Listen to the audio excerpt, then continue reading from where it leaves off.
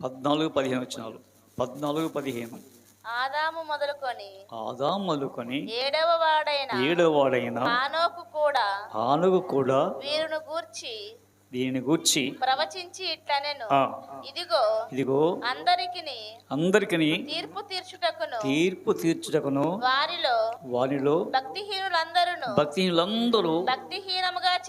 భక్తిహీనము చేసిన వారి భక్తిహీన క్రియలన్నిటిని గూర్చి భక్తిహీనులైన పాపులు తనకు విరోధం చెప్పిన కఠినమైన మాటలన్నిటిని వారిని ఒప్పించుటకును. చాలండి, ప్రార్థన చేసుకుందాం. కృప మహిమగల మా పరలోకపు తండ్రి, మీకు వందనాలు. మీ లేఖనం ధ్యానించుండగా మా వెలు తెరిచి మీ వాక్యం తండ్రి మా నోటికి బోరుగా ఉండి మీరు నడిపిన సాయం తెచ్చేయమని యేసుక్రీస్తునామమున ప్రార్థిస్తున్నాం తండ్రి. క్రీస్తునందు ప్రేమ లేదా ఇక్కడ యోధ పత్రిక రాస్తున్నాడు. ఎవరు రాసింది? ఎవరు? యోధ రాశాడు. ఎవరైనా యేసు ప్రభు సహోదరులు. మార్పు చెందిన మరైనా యోధ. ఇప్పుడు అసలు కుటుంబమే అండి నమ్మట్లా. ఏ కుటుంబము?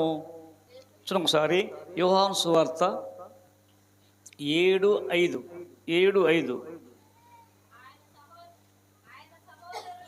ఆయన సహోదరులను ఆయన యందు విశ్వాసం ఉంచలేదు. ఎవరన్నా ఆయన సహోదరులను? ఎవరు ఆయన సహోదరులు?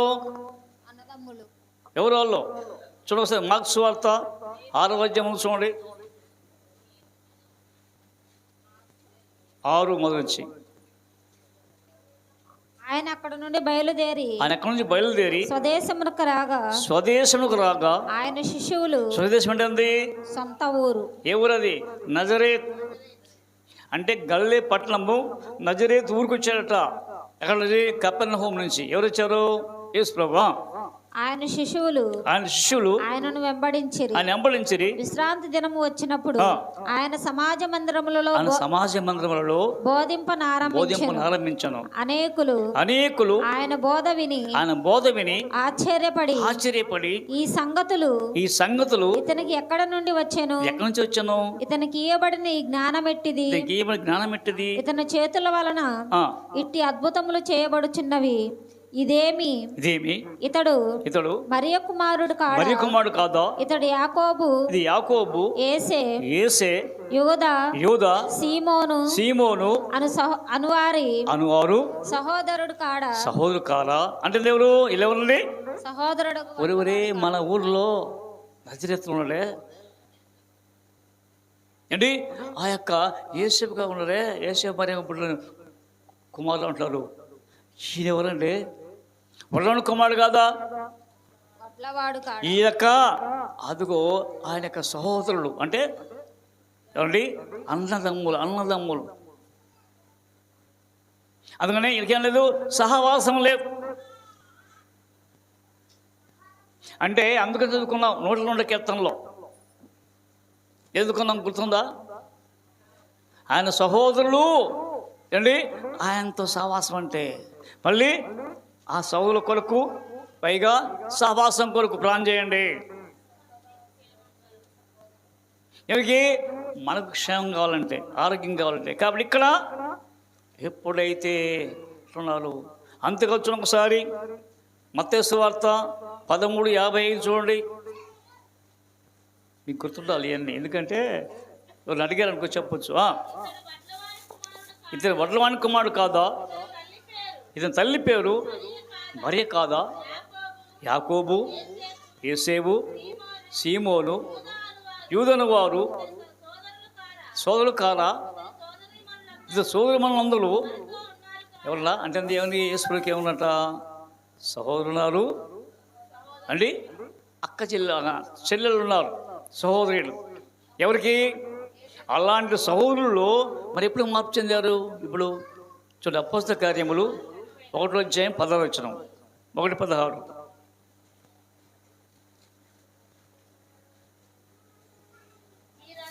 వీరందరూ వీరితో కూడా ఆ. కొందరు స్త్రీలను యేసు తల్లి అయిన ఎప్పుడు యేసుక్రీస్తు పునరుద్ధరుడై లేచి 40 రోజులు కనపడుతున్నాడు అందరికీ. కనబడి ఒలివ కొండ మీద ఉన్నాడు ఎవరో యేసు ప్రభు. ఆ ఒలివ కొండ మీద నుంచి మాట్లాడుతూ, ఓ శిష్యులారా, నేను మరలా వెళ్ళిపోతాను, నేను ఏ రీతిగా వెళ్తున్నాను ఆ రీతికి వస్తాను అని ఆయన ఏమండి మాయమైపోయాడట. ఎవరు? యేసుక్రీస్తు. అదిగో డిసపియర్, కనపడకుండా వెళ్ళిపోయాడట. ఆ సందర్భంలో వీరందరూ వీరితో కూడా ఆ. కొందరు స్త్రీలను యేసు తల్లి అయిన మరియను ఆయన సహోదరులను ఏక మనస్సుతో ఎడతెగక ఆ. ప్రార్థన చేయుచు ఎంతకంటే చూడు, ఎప్పుడు మార్పు చెంది ఇక్కడ యేసు ప్రభు చనిపోయిన తర్వాత, అంతే చనిపోక ముందు కాదు, చనిపోయిన తర్వాత అప్పుడు విశ్వాసం ఎవరు? ఆయన సహోదరులు ఆయన విశ్వాసం ఉంచారట. ఆలోచిస్తారా? కాబట్టి అందుకని ఇక్కడ అలాంటి సహోదరులట ఇక్కడ రాస్తున్నాడు యోధా పత్రిక. యాకోబు రాసిన యోధా పత్రిక రాశాడు. ఆ సందర్భంలో ఇక్కడ ఎందుకు చెప్తున్నాడు? హానోక్ అంటే అంది ప్రతిష్టత, ఇక ప్రత్యేకమైన వాళ్ళు. ప్రత్యేకం ఎవరిలో? ఆ ప్రజల్లో. ఇలాంటి వాళ్ళ ప్రజలు దుర్మార్గులు ఏంటి? దుర్మార్గులు ఎక్కడ? ఆ ఆ యొక్క ఊర్లో, ఆ జనరేషన్లో. అంతేకాదు ఏమండి, చూడొకసారి ఆరోగ్యం చూడండి. ఆదికాండం 6 మరియు నరులు భూమి మీద విస్తరించిన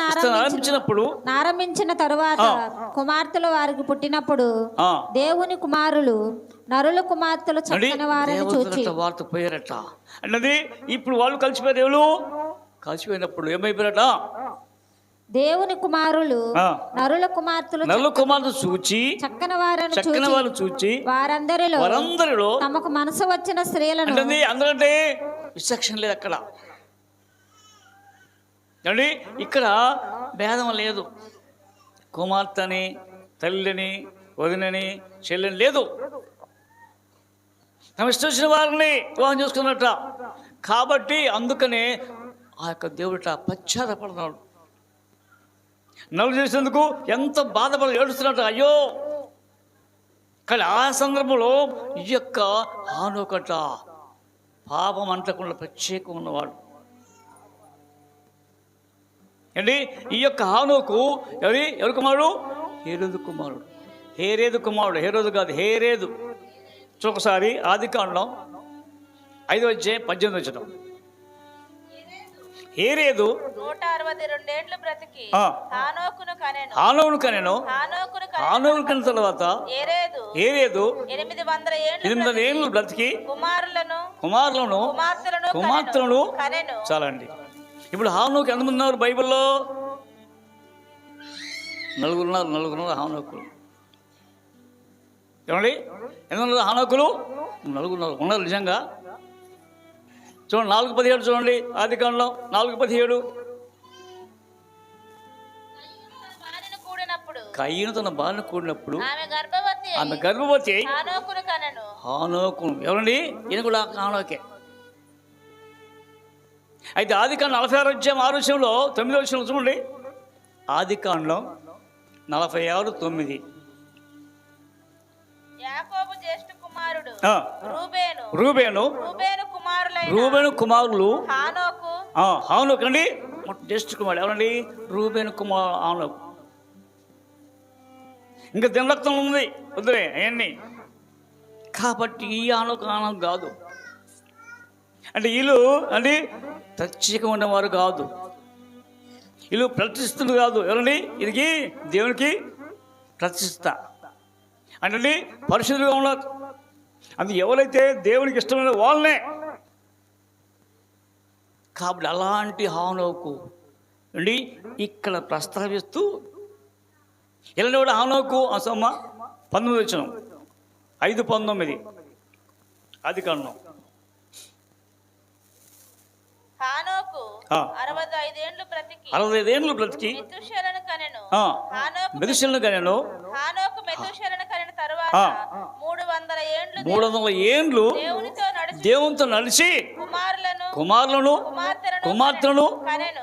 చాలండి ఏమండి 65 సంవత్సరంలో ఎవరికి 65 హానోక్ 65 ఏండ్లు కుటుంబంతోనట 300 ఏండ్లు దేవుని తడిచాడు అంటే వాక్యము దేవుడు వాక్యం కుటుంబం సంరక్షిస్తున్నాడు కుటుంబాన్ని సంరక్షించుకుంటూ దేవుని యొక్క సేవలో దేవుని తడుస్తున్నాడు అట్లా. ఎవరు హానోకట దేవుని ఇష్టడుగా ఉన్నాడు, ప్రియమైన వాళ్ళు ఉన్నాడు. అంటే ఇలాంటి ప్రియమైన వారిని దేవుడట తన వాక్కు ద్వారా అలా అనబడరా నడుస్తుంటుంది అని ఎక్కడికి వెళ్తే అక్కడ ఎలా ఉంటే అక్కడ. కాబట్టి నడుస్తూ వెళ్ళాడు ఎవరు మరి 300 ఏండ్లు ఎలాంటి వాళ్ళు ఆ జనరేషను 300 ఏండ్లు ఏంటి ఎట్లా జనరేషను. ఇప్పుడు 365 సంవత్సరాలు బతికాడు ఎవరు అంటే దాదాపుగా అంటే సంవత్సరానికి ఎన్ని నెలలు సంవత్సరానికి 360 నెలలు. మరి 365 అంటే 1,95,000 రోజులు. మనమైతే అంటాం. కాబట్టి ఆలోచన చేయండి. ఎప్పుడైతే ఇక్కడ హానోకు నడిచి వెళ్ళిపోయిన తర్వాత కొనిపోబడను ఎక్కడికి ఆయన కొనిపోబడి ఎక్కడికి అలాంటి హానోకు రాస్తున్నామని అయ్యా ఆదాములు కొని 7వ వాడైనా హానోకు వరకు ఏం చెప్పాడు ఆయన ప్రవచించాడు తీర్పు జరగబోతుంది అంటే చూడండి భవిష్యత్తు గురించి చెప్తున్నాడు. ఎవరండి భవిష్యత్తు గురించి చెప్తున్నట్ల ఎవరు హానోకు. మరి హానోకు ఏంటి దాదాపుగా 370 సంవత్సరాల క్రితమే ఇప్పుడట 3070 సంవత్సరాలు అప్పుడే లేఖనం రాశాడు. ముందుగానే ఎలా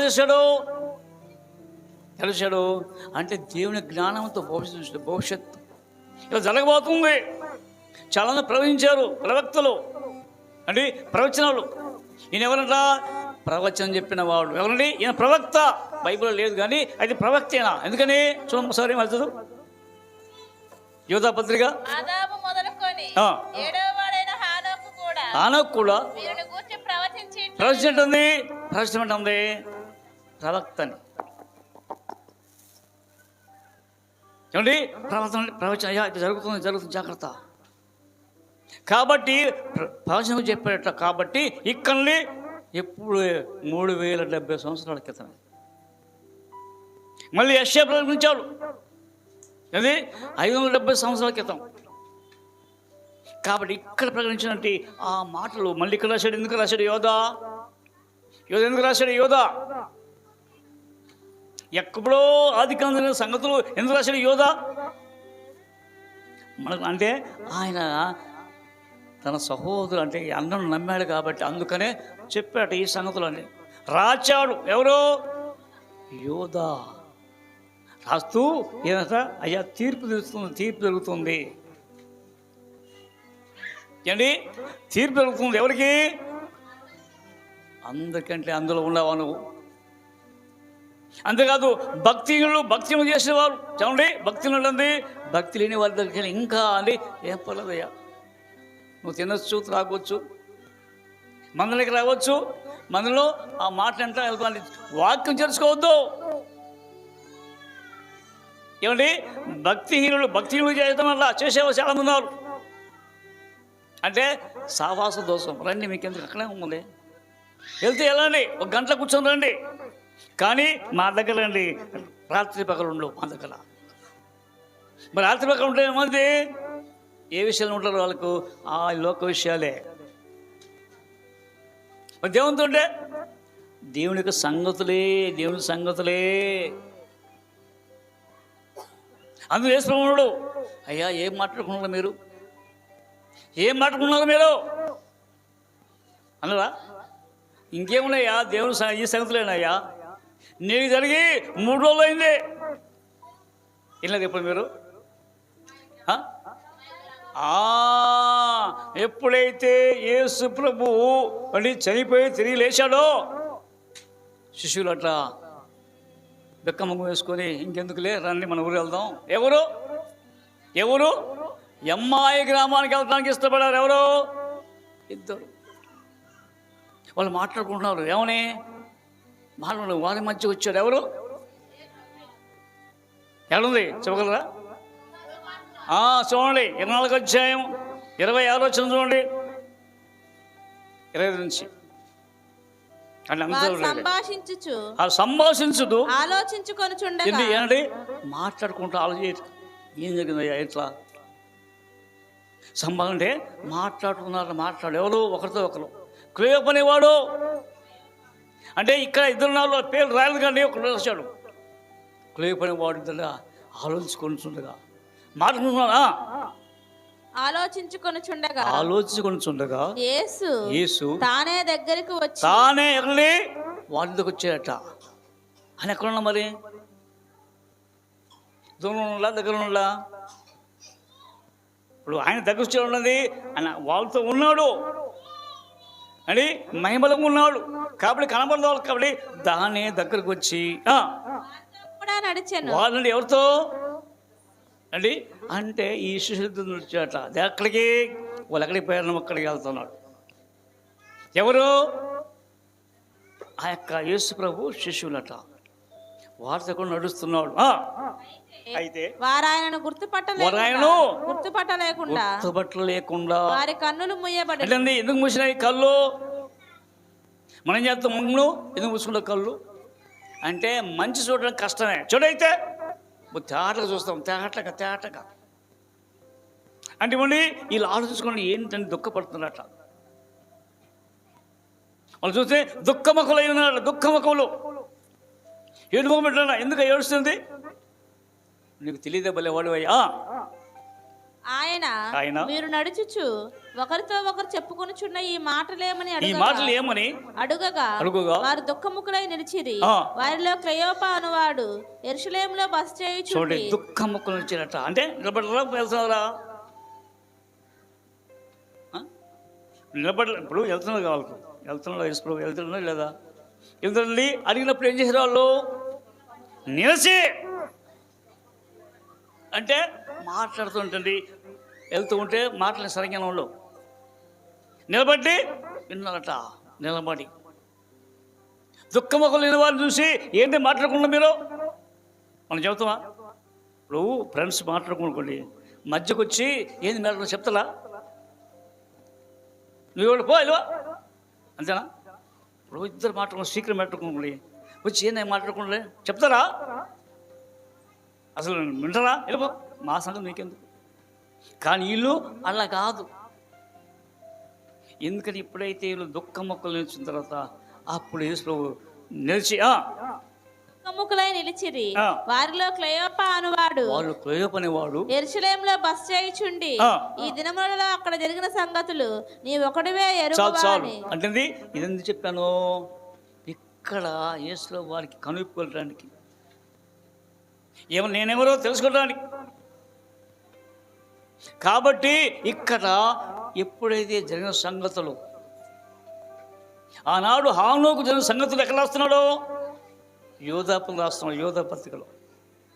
యోధ అంటే స్తుతించే పత్రిక, ఎప్పుడు ప్రేదలకు చెప్పే పత్రిక. అలాంటి పత్రిక గురించి చెప్తున్నాడు ఇక్కడ. అందుకని ఇక్కడ వేసుకున్నాడు. ఎందుకంటే అయ్యా ఎందుకయ్యా అప్పుడు నడుస్తున్నారు కదా మీరు అంటే, నడుస్తున్నాడు ఎవరితో? ప్రజలతో, శిష్యులతో. మరి ఇక్కడే ఉన్నట్టున్నాడు ఆనోకు దేవునితో నడుస్తున్నాడు. ఎవరండి? దేవుని నడుస్తున్నాడు. ఎవరు? మనకు తెలుసా? వాళ్ళ ఆనోకు దేవుడు తెలుసా? పరిచయమేనా? పరిచయం. మరి వీళ్ళు యేసుకు పరిచయమేనా? కానీ కళ్ళు మూయబడ్డాయి. తేడా చూడండి. ఇక్కడ నడిచాడు ఎవరు? హానోకు దేవునితో నడి. ఎన్నేళ్ళు? 300 ఏళ్ళు నడిచి వెళ్ళిపోయాడట. అడిగి వెళ్ళిపోయాడు, తీసుకుపోయాడు. మళ్ళీ మరి వస్తారా? ఎట్లా అంటే మళ్ళా యొక్క 300 సంవత్సరాలకు ఒక ఇద్దరు సాక్షులు ఉన్నారు. చూడొకసారి ప్రకటన గ్రంథం 11వ అధ్యాయం చూడండి. ప్రకటన 11 నుంచి. మరియు ఒకడు చేతికర్ర వంటి కొలకర్ర చూడండి. చేతికర్ర కొలకర్ర అంటే మన స్కేల్ ఇక టేప్ అంటున్నాం మనం, కానీ ఆల్రెడీ కొలకర్ర అంటే ఇదిగో కొలత పెట్టు తీసుకొని నీవు లేచి దేవుని ఆలయమును బలిపీఠమును కొలత వేసి. చూడండి, దేవుని ఆలయం ఎంత ఉంది? ఆలయం కనండి. అసమాసం బలిపీఠం ఎక్కడ ఉంది? కొలత వేయి. ఆలయంలో పూజించు వారిని లెక్క పెట్టుము. ఆలయంనకు వెలుపటి ఆవరణమును. అంటే ఆలయం ఎంతమంది ఉన్నారు అంటే అక్కడ సింహాసన దగ్గర ఉండే బలిపీఠం, అక్కడ నుంచి చూడు ఒకసారి ఎంతమంది ఉన్నారు ఆలయంలో, లెక్కపెట్టు, కౌంట్ చేయి అంటూ కౌంట్ చేయమన్నారు. రెండవది ఆవరణములో కొలత వేయక. మళ్ళీ ఆ బయట మాత్రం కొలత వేయద్దట. ఎక్కడ ఆవరణ అంటే బయట అనండి. వస్తారంటే వస్తారం తెలుసుగా, అంటే బయట అంటే కాంపౌండ్ బయట అంటే అవసరం కాదు, కానీ అక్కడ నిలబడట ఎవరు? ఆయా ఓ శాస్త్రులారా, మీరు మాత్రం కొలకలు తీసుకోండి, ముందు మందిని కలవండి. లోపల ఉన్న వాళ్ళు కొలిచి తర్వాత బయట ఉన్న వాళ్ళనే వాళ్ళు ఏం చేయాలా? వెలుపటి ఆవరణమును కొలత వేయక విడిచిపెట్టుము. అది వాళ్ళని కొలచొద్దు, వాళ్ళని కొలవద్దు, వాళ్ళు మెజర్మెంట్ చేయొద్దు. ఏమండి, అది అన్యులకు ఇవ్వబడెను. ఎవరికది? దేవుని ఎరగనకి ఇచ్చారట. ఏంటది? ఆ స్థలం. మరి ఈ స్థలం లోపల మందిరానికి దేవుని కలిగిన వారికి ఇచ్చాడు. ఈ మందిరం వాళ్ళకి మాత్రం అర్హత లేదు. ఎవరికి? అన్ని జనులు, జెంటాయిల్స్, వాళ్ళకి మాత్రం కొలవద్దు, ఇది వీళ్ళకి ఇచ్చాం అంటూ వారు 42 నెలలు పరిశుద్ధ పట్టణమును కాలుతో త్రొక్కుదురు. ఎవరు? 42 దినాలంటే 300 సంవత్సరాలు, 1260 రోజులు. కాబట్టి ఇక్కడ ఎప్పుడైతే కాలు తొక్కుతున్నారు ఎవరు? ఎందుకని? పాడైపోయింది కదా, పాడైపోయింది పట్టణం అంతా. అందుకనే వీళ్ళు లోపలట, అమ్మో ఏది పట్టణాన్ని నీకు కాలు తొక్కుతున్నారు. ఈ పట్టణాన్ని తొక్కుతున్నప్పుడు వాళ్ళు అడిగారట, ఏమన్నా? నేను నా ఇద్దరు సాక్షులకు అధికారం ఇచ్చేదను, వారు గోనెపట్ట ధరించుకొని 1260 రోజులు 60 దినములు ప్రవచింతురు. ఎవరా అంటే ఈ యొక్క సాక్షులట ఇలాంటి వ్యక్తుల దగ్గరికి వచ్చి 200 అంటే 1260 రోజులు అంటే 300 సంవత్సరాలు ప్రకటించేయండి సువార్త. కొనబట్టలు కట్టుకొని ఆనాడు యోహాను ఏం కట్టుకున్నాడు? మన చుట్టూ తోలుదట్టి. ఏం తెలుసుకున్నాడు మరి? సొక్కింది.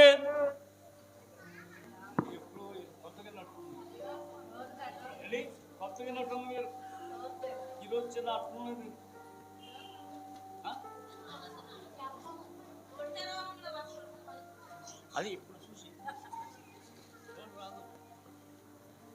సరేలే. కాబట్టి ఆలోచన చేయండి. ఇలాంటి గోనెపట్లు అంటే ఎందుకు వెళ్తారు? గోనెపట్ల కట్టుకుంటారు ఎవరు?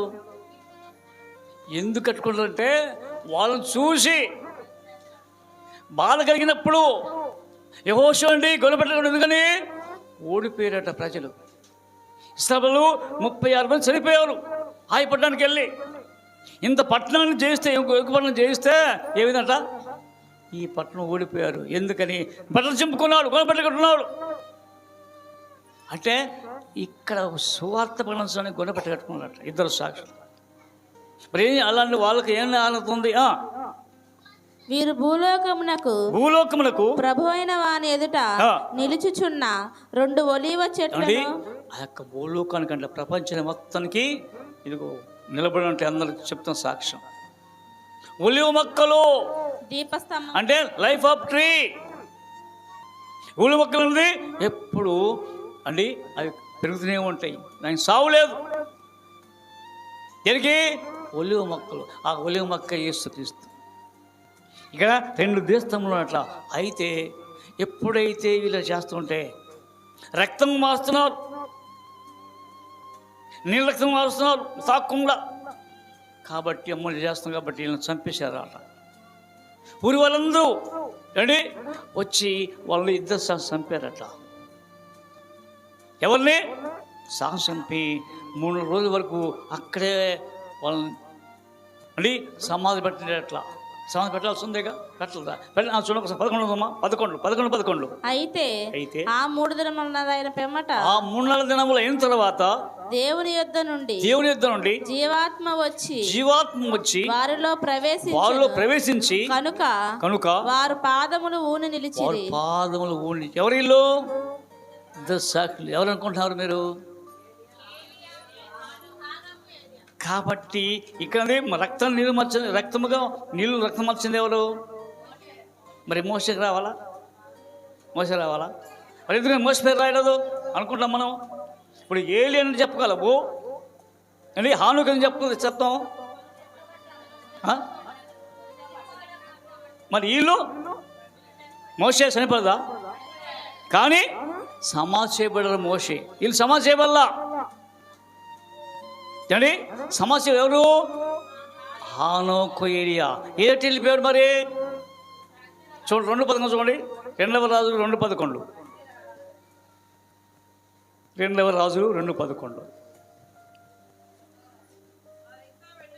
వారు ఇంకా వెళ్ళుచుండగా మాట్లాడుచుండగా చూడండి అగ్ని రథములు అగ్ని గుర్రాలట. ఎవరు మాట్లాడుకుంటున్నారు? ఎలీషా ఏలియా మాట్లాడుకున్నప్పుడు వాళ్ళు మంచిగా వచ్చారట. అగ్ని రథాలు అగ్ని గుర్రాలు అంటే గుర్రం కూడా అగ్నినా? రథాలు అగ్ని అంటే ఎప్పుడైతే అగ్ని రథములు గుర్రపు రథములు వచ్చాయని వాళ్ళని వేసేసారు అంటే భయపడుతున్నారు. ఎవరు?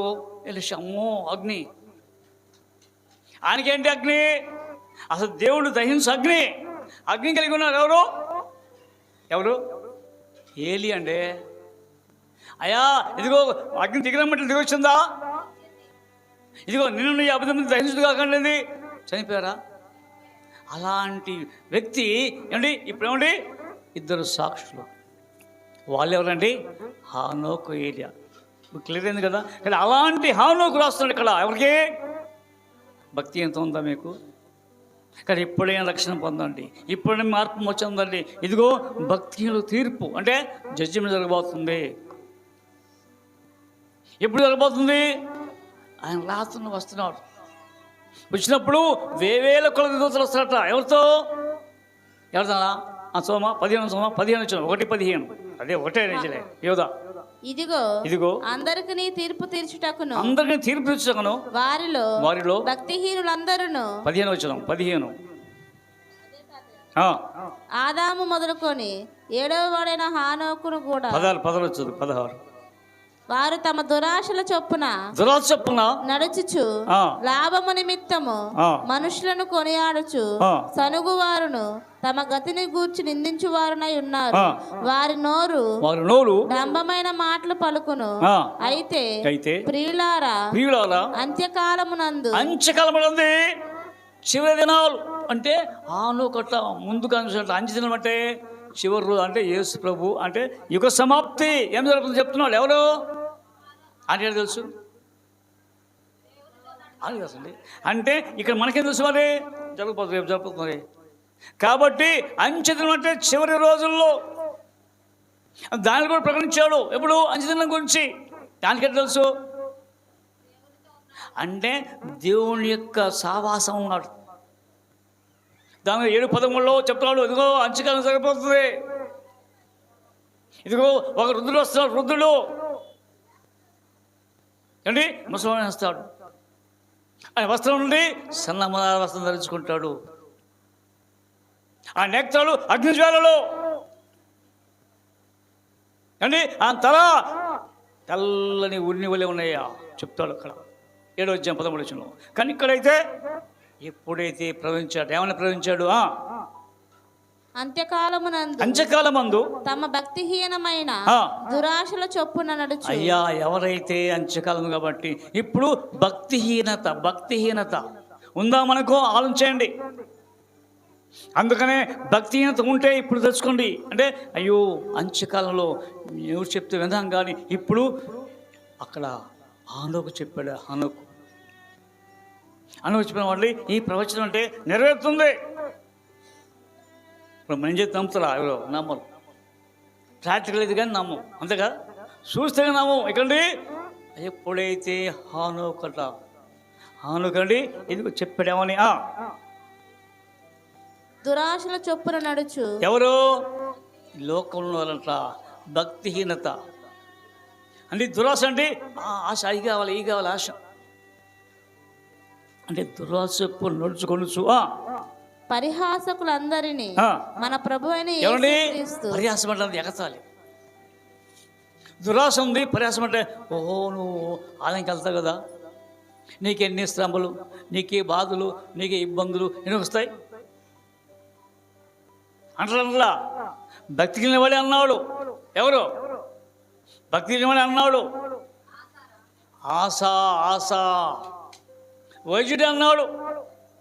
ఏమండి 73వ కీర్తనలో 73వ కీర్తన అండి, అయ్యా వాళ్ళు బాగున్నారండి, వాళ్ళ కష్టాలు లేవు, నష్టాలు లేవు, యాతనలు లేవు, మాకెందుకు ఎట్టున్నావు అంతే. సహజంగా ఎవరన్నా సరే ఎవరన్నా చూడు మేము ఎట్టున్నాము బాగున్నాం చూడు, మీరు ఎట్టున్నది క్రైస్తవు కదా, రాజ్యాత్ర కదా అంటారు. కాబట్టి ఇప్పుడు ఆ యొక్క భక్తి దురాశలను పరిహాసకులందరూ పరిహాసం అంటే ఎగతాళి చేసేవారు అందరినీ మన ప్రభువైన యేసుక్రీస్తు అపోస్తలులు పూర్వమందు మీతో చెప్పిన మాటలను జ్ఞాపకం చేసుకోండి. అది పూర్వమందు అంటే 2000 అంటే క్రితమే. అంటే అపోస్తలు ఎప్పుడు వచ్చారు సువార్తకు? చనిపోయిన తర్వాత చనిపోక ముందు వచ్చాడా? అపోస్తలు పౌలు ఎప్పుడు సువార్తకు వచ్చాడు? ఎప్పుడు రక్షింపడ్డాడు? యేసులు చనిపోయిన తర్వాత అప్పుడు. అంటే యేసు ఎప్పుడు చెప్పినాడు? మొదటి శతాబ్దము 300 సంవత్సరాలు. 3 సంవత్సరాలు. అయితే ఇప్పుడు వచ్చాడు ఇక్కడ పౌలట దాదాపుగా అండి 30-35 సంవత్సరాలు. అంటే ఈయన 3 నెలల, ఇదేమో 35, అంటే 35 రోజుల్లో 35 సంవత్సరాల్లో. కానీ దేవుడు లెక్క చేయట్లా. ఎవరు ఆ యొక్క నమ్మిన వాళ్ళందరూ హింసిస్తున్నాడు. ఇంటింటకు చూసి స్త్రీలను పురుషులు లాక్కొచ్చి యేసు వద్దు దేవుడు కాదు, అలాంటి వాడిని దేవుడట దమస్క మార్గంలో అంటే సిరియా మార్గంలో అధికార పదవి తీసుకోవాలనుకుని వెళ్ళాడు. కానీ దేవుడు సంధించాడు, నేలపడిపోయాడు. ప్రభావం ఎవడో ఇదిగో నిమిషం యేసులో. అప్పుడు కళ్ళు పోయినవి తెరవట్లా నడిపించారు. దమస్క మార్గం ఇస్లాం నడిపించారు. అన్నయ్య అనే వ్యక్తి ఉన్నాడు, చేతులు ప్లాన్ చేశాడు. అప్పుడు మార్పు చెందాడు. అలాంటి ఆయన నుండి అది అపోస్తులు పూర్వమందు చెప్పిన మాటలను మీతో చెప్పిన మాటలను జ్ఞాపకం చేసుకోనుడి. అయ్యా గుర్తుపెట్టుకోండి అయ్యా త్వరగా రాని ఉన్నాడు. పూర్వం చెప్పిన మాటలు ఎప్పుడు 2000 సంవత్సరాల క్రితం చెప్పిన మాటలు గుర్తుపెట్టుకోండి. అట్టివారు ప్రకృతి సంబంధులను ఆత్మ లేని వారు ఎప్పుడు అంటే ఫిజికల్గా ఆత్మ అంటే దేవుని ఆత్మ లేనివారు. కాబట్టి ఆయనట ఇదిగో భేదములు కలుగజేయుచున్నారు. ప్రియులారా మీరు విశ్వసించు అతి పరిశుద్ధమైన దాని మీద మిమ్మల్ని మీరు కట్టుకొనొచ్చు. విశ్వాసం ఇచ్చండి, అది పరిశుద్ధమైనది. పరిశుద్ధం వేరు, అతి పరిశుద్ధం అంటే పరిశుద్ధమది అసిపద నుండి ఇక దాంట్లో ఏమి మల్లమల్లదు. ఇప్పుడు బంగారం ఉంది, బంగారము కాడికి మంచి బంగారం ఏంది? కేడివి 196 అంటారే, అదేనా? అది బాగుంటుంది. మార్కు ఏ మార్కు?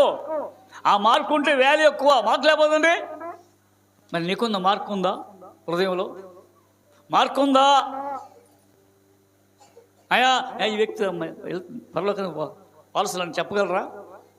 ఇదిగో ఈ వ్యక్తిలో ఏ లోపం కాబట్టి ఇక్కడ బంగారం లోపం ఉంటుంది, నకిలీ బంగారమే. బంగారం చూడడానికి, మనం కూడా క్రైస్తవం చూడడానికి అసలు ఏం నకిలీ బంగారమా లేకపోతే ప్యూర్ బంగారమా? బిస్కెట్ ఉంటుంది, బిస్కెట్.